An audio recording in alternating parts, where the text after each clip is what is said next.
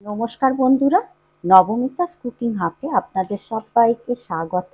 বন্ধুরা, আজকের আমি এসে গেছি ঠাকুরবাড়ির একটা রান্না নিয়ে।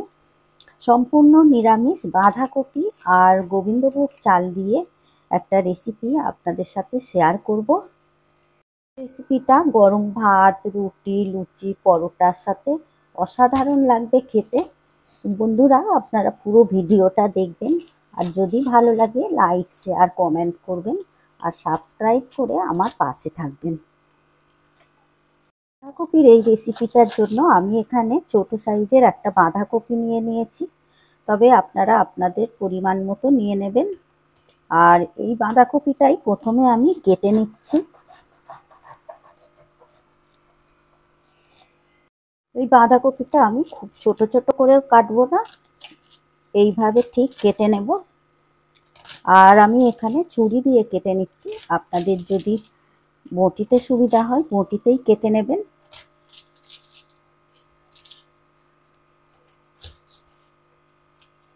এইভাবে আমি পুরো বাঁধাকপিটা কেটে নেব। রেসিপিটার জন্য বাঁধাকপি এইভাবেই কেটে নিলে হবে, এর থেকে বেশি সরু সরু করে কাটার দরকার নেই।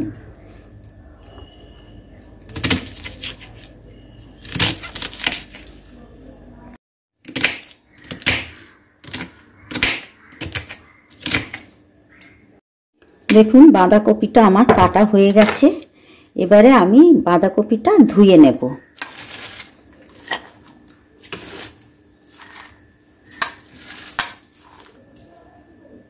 বাঁধাকপিটা আমি ভালো করে ধুয়ে নিয়েছি।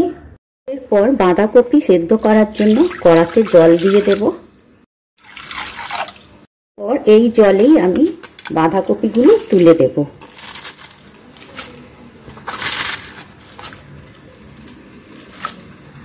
আর লবণ দিয়ে দেব। লবণ দিয়ে চাপা দিয়ে আমি বাঁধাকপিটা সেদ্ধ করে নেব। দেওয়ার আগে বাঁধাকপিটা একটু লবণের সাথে ভালো করে মিশিয়ে দেব।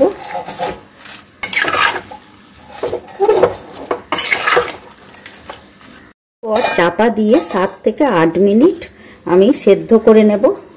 বাঁধাকপি ওদিকে সেদ্ধ হতে হতে এদিকে আমি দুটো আলু নিয়েছি খোসা ছাড়ানো, আর এই আলুটা আমি প্রথমে কেটে নেব। এইভাবে কেটে নিতে হবে, ডুমো ডুমো করে কেটে নেব।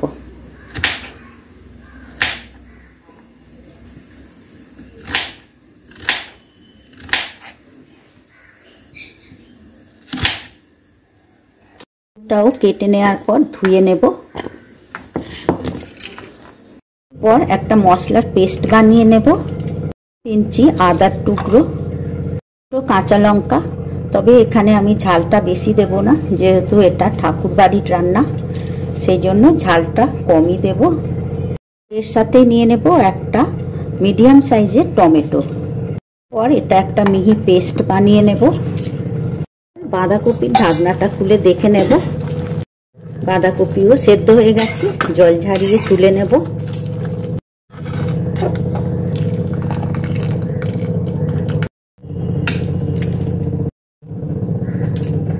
এরপর রান্নাটা করার জন্য কড়াতে দিয়ে দেব সর্ষের তেল।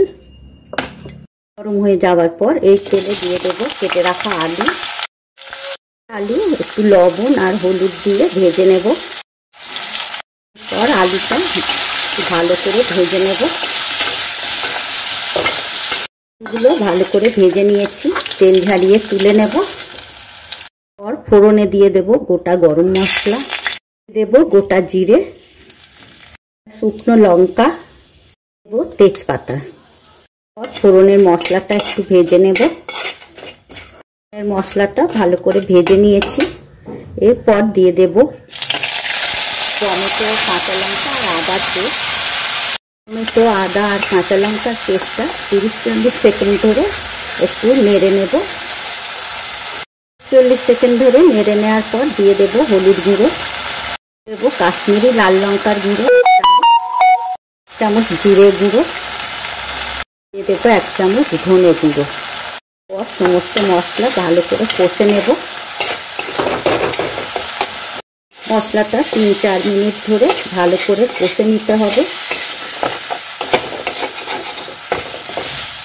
মশলাটা আমি 3-4 মিনিট ধরে ভালো করে কষে নিয়েছি, আর মশলা দিয়ে তেলও ছেড়ে দিয়েছে। এরপর তুলে দেব এর ভেজে রাখা আলু, দিয়ে দেব আগে থেকে 1 মুঠো চাল ভালো করে ধুয়ে নিয়েছি, সেটাই দিয়ে দেব। আলু আর গোবিন্দভোগ চাল মশলার সাথে আরও 3-4 মিনিট ধরে কষে নেব। আলু আর গোবিন্দভোগ চাল মশলার সাথে কষে নিয়েছি। এরপর দিয়ে দেব স্বাদ মতো লবণ, তবে লবণটা একটু বুঝে দিতে হবে। আলু ভাজার সময়ও দিয়েছি, আবার বাঁধাকপি সেদ্ধ করার সময়ও দিয়েছি, এই জন্য একটু বুঝে দিতে হবে লবণটা।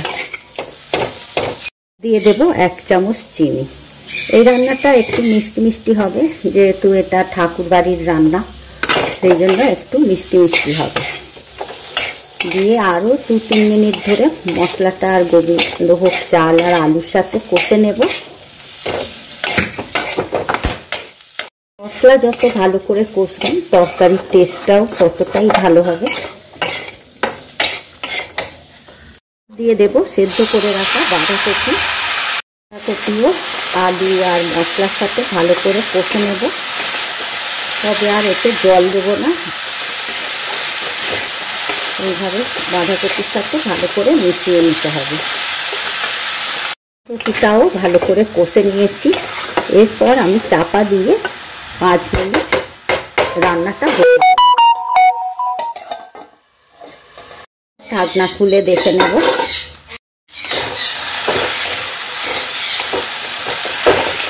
শেষে দিয়ে দেব গরম মশলার গুঁড়ো, দিয়ে দেব 1 চামচ ঘি। গরম মশলা ভালো করে মিশিয়ে দেব। ব্যাস, আমার আজকের বাঁধাকপির রেসিপি একদমই রেডি। আমার আজকের এই বাঁধাকপি আর গোবিন্দভোগ চালের রেসিপি আপনাদের কেমন লাগলো অবশ্যই কমেন্ট করবেন, আর যদি ভালো লেগে থাকে লাইক শেয়ার করবেন, আর সাবস্ক্রাইব করার অনুরোধ রইল। আপনারা সুস্থ থাকবেন, ভালো থাকবেন। আবার আসছি অন্য কোনো নতুন রেসিপি নিয়ে।